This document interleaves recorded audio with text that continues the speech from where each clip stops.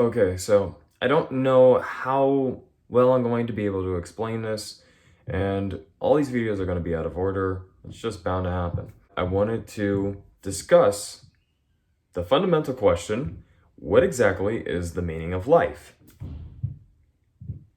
There is so much noise right now because I do not live alone. But we're going to try our best in order to explain this phenomenon. Plus, I thought it'd be nice to give off some of, not truth, not what I think is fact, but through my own life experience on what I would suggest is the meaning of life.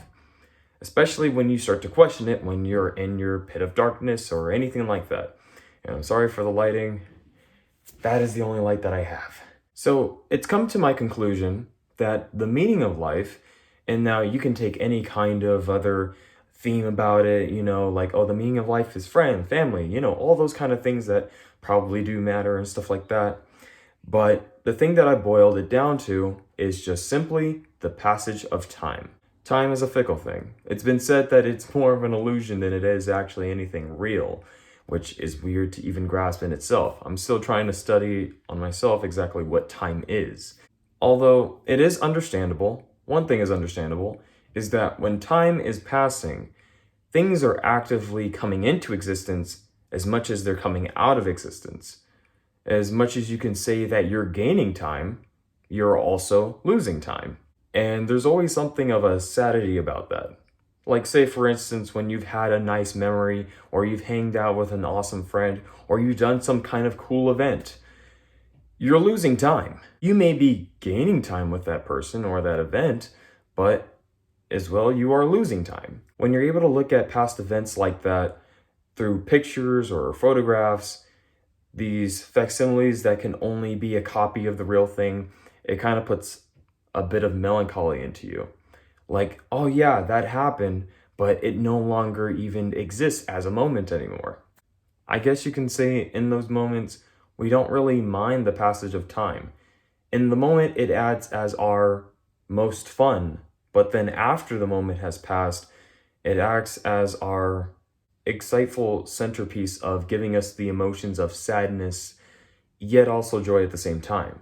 One of the reasons why I say that the meaning to life is literally the passage of time is simply because I feel that personally whenever I'm doing anything, learning to accept this passage of time as a natural law of how the universe governs and that there's no fighting against it, that I am entirely powerless against it, and the only way to actually come to terms with it is to actually start living in it. Living in it as far as being okay with the passage of time, being okay with things coming into time, and when things come out of time, that is okay as well. As much as it may hurt, as much as it may be an oddity, there's no fixing that. It's basically nature in itself. The main point is because through basically saying that the meaning of life is time, time is basically how I've been able to do a lot of things throughout the year spent. Basically, creating my comic took day after day in order to create that mess.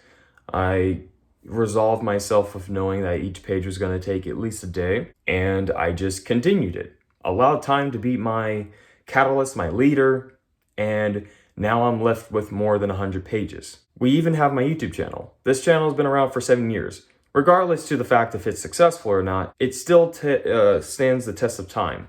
There's moments in the past where my channel was booming, but now we have moments in my channel where it is lessening. Yet, I still won't let that shake my faith about the channel, because just like my comic, there was a time where I was thinking, oh, this isn't turning into anything, this isn't great, this is whatever. But having more faith in the passage of time, it felt like I could perhaps continue it, and I'm glad that I did, because even at this point, I look at all those pages with nostalgic memories. And then this also goes into my diet, which is kind of in its own way like growing a plant, because I had to eat certain foods, fast certain days, and then eat certain foods. It's kind of one of those simple things where if you're growing a plant, you don't put soda into the plant. You put water in it, and only water, for, however long it needs it in order to be healthy, as well as friends. And it feels like a lot of These things are just a natural consequence of me living. This even boils down to my simple sketchbook. I don't know if I was explaining it once before, but whenever I am creating a sketchbook, it's not the purpose of finishing it, and it's not the purpose of making the best sketchbook I've ever made in my whole years of drawing in sketchbooks. It simply is just a place to live. We draw whatever we want, and then through the passage of time, it kind of sends us back in time and shows us what were the most dominant ideas that were governing my mind at that certain point in time. A lot of these not only work off of, the accumulation of time, but there's also a lot of saving things, keeping things around, no matter how useless they are. For example, with my sketchbook, I could make a drawing that is really awesome, but then I could also make a drawing that's really terrible. And it's like, do I just throw away the terrible drawing because it's terrible?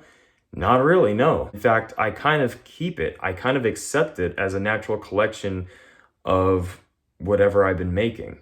And probably there is another thing there too, is saving the accumulative things that you either have or created, and kind of one day kind of benefiting from the fruits of your labor through either using them or just experiencing them. That even goes for this room, in fact. Before I actually moved out, I saved up a lot of money. Like, I didn't know exactly how much that I needed to save. I just saved regardless. And just so happens, at a certain time, it became useful. In fact, it seems more likely that as humans, the ways how we're able to work with time is that we're not able to send things to the past, because the past, it happens and we have no idea what's going on. But in an odd way, we can send things to the future, regardless to their use or their utility, and somehow make a lot of use out of it. Isn't that kind of punishing in itself? That you can't go to the past, you can't send anything to the past, and even if you can experience the past, it's always done through pictures or some kind of weird artifact that just can't really be manipulated in a natural way like it was before. But we can send things to the future through just the simple thing of just waiting it out. Maybe waiting is not so bad. Say, for instance, I think I've pulled this up before, when people are waiting for a new video game to come out. There are things that they do in order to make that time bearable. Sometimes it's just the usual common thing where people will start making YouTube videos that's leading up to the reveal, or simply just the date of when the game comes out. They'll make YouTube videos exploring, talking about it, trying to relish their excitement for that new video game. And it kind of seems unbearable just to wait maybe even a year for a new video game to come out. But perhaps, what if that in itself is sort of like the meaning of life? Of course, it's the passage of time and stuff. And we're also just accumulating things in order to help ourselves cope with that passage of time.